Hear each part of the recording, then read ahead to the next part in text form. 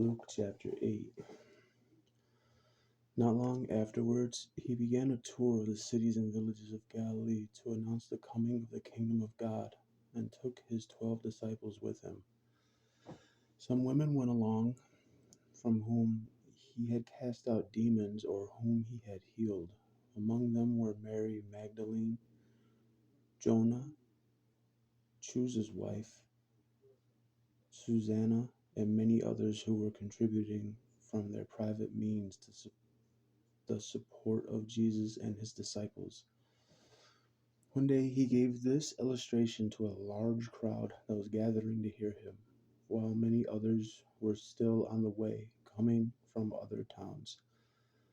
A farmer went out to his field to sow grain.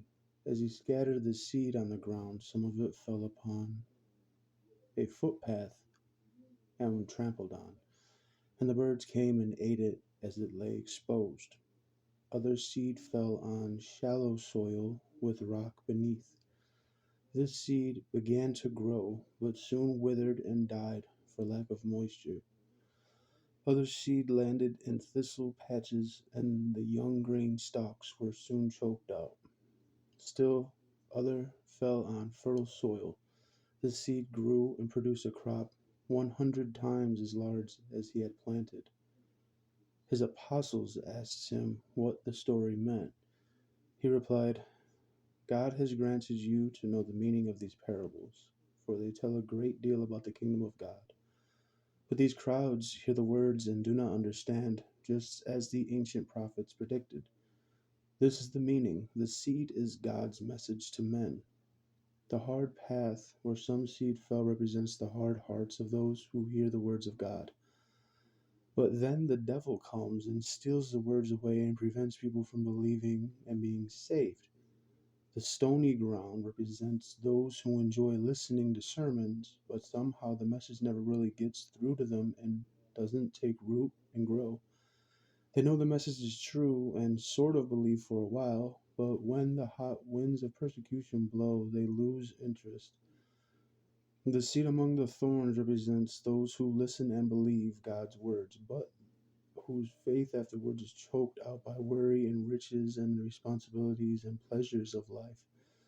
And so they are never able to help anyone else to believe the good news. But the good soil represents honest, good-hearted people. They listen to God's words and cling to them and steadily spread them to others who also soon believe.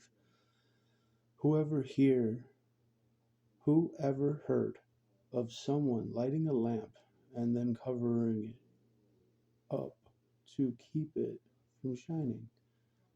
No, lamps are mounted in the open where they can be seen. This illustrates the fact that someday everything shall be brought to light and made plain to all. So be careful how you listen, for whoever has, to him shall be given more. And whoever does not have, even what he thinks he has, shall be taken away from him.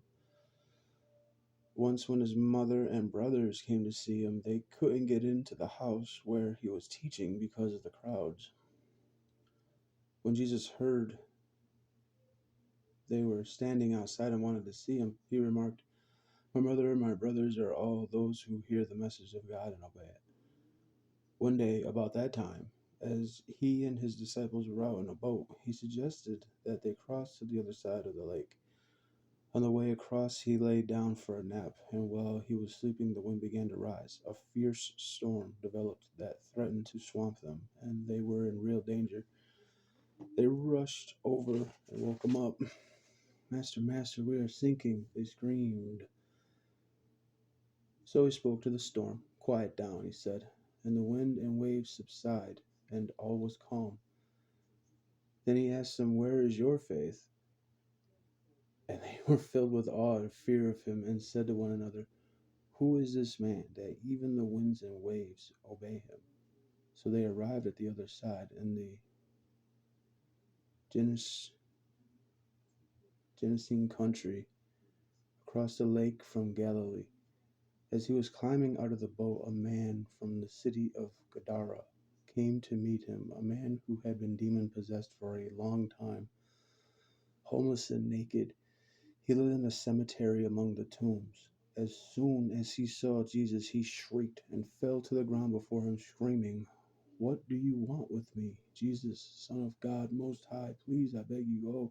Don't torment me."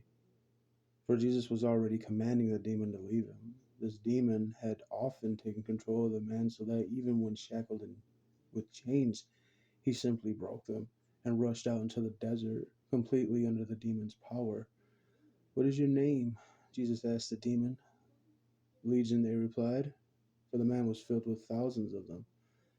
They kept begging him not to order them into the bottomless pit. A herd of pigs was feeding on the mountainside nearby, and the demons pled with him to let them enter into the pigs, and Jesus said they could. So they left the man and went into the pigs, and immediately the whole herd rushed down the mountainside and fell over a cliff into the lake below, where they drowned. The herdsmen rushed away to the nearby city, spreading the news as they ran. Soon a crowd came out to see for themselves what had happened and saw the man who had been demon possessed sitting quietly at Jesus' feet, clothed and sane. And the whole crowd was badly frightened. Then those who had seen it happen told how the demon possessed man had been healed, and everyone begged Jesus to go away and leave them alone. So he returned to the boat and left, crossing back to the other side of the lake. The man who had been demon possessed begged to go too, but Jesus said no. "Go back to your family," he told him, "and tell them what a wonderful thing God has done for you." So he went all through the city telling everyone about Jesus' mighty miracle. On the other side of the lake, the crowds received him with open arms, for they had been waiting for him. And now a man named Jairus, a leader of a Jewish synagogue, came and fell down at Jesus' feet and begged him to come home with him, for his only child was dying, a little girl 12 years old. Jesus went with him, pushing through the crowds. As they went, a woman who wanted to be healed came up behind and touched him, for she had been slowly bleeding for 12 years and could find no cure. But the instant she touched the edge of his robe, the bleeding stopped. "Who touched me?" Jesus asked. Everyone denied it, and Peter said, "Master, so many are crowding against you." But Jesus told him, "No, it was someone who deliberately touched me, for I felt healing power go out from me." When the woman realized that Jesus knew, she began to tremble and fell to her knees before him and told why she had touched him and that now she was well. "Daughter," he said to her, "your faith has healed you. Go in peace." While he was still speaking to her, a messenger arrived from Jairus' home with the news that the little girl was dead. "She's gone," he told her father. "There's no use troubling the teacher now." But when Jesus heard what had happened, he said to the father, "Don't be afraid, just trust me, and she'll be all right." When they arrived at the house, Jesus wouldn't let anyone into the room except Peter, James, John, and the little girl's father and mother. The home was filled with mourning people, but he said, "Stop the weeping. She isn't dead. She is only asleep." This brought scoffing and laughter, for they all knew she was dead. And he took her by the hand and called, "Get up, little girl." And at that moment, her life returned and she jumped up. "Give her something to eat," he said. Her parents were overcome with happiness, but Jesus insisted that they not tell anyone the details of what had happened.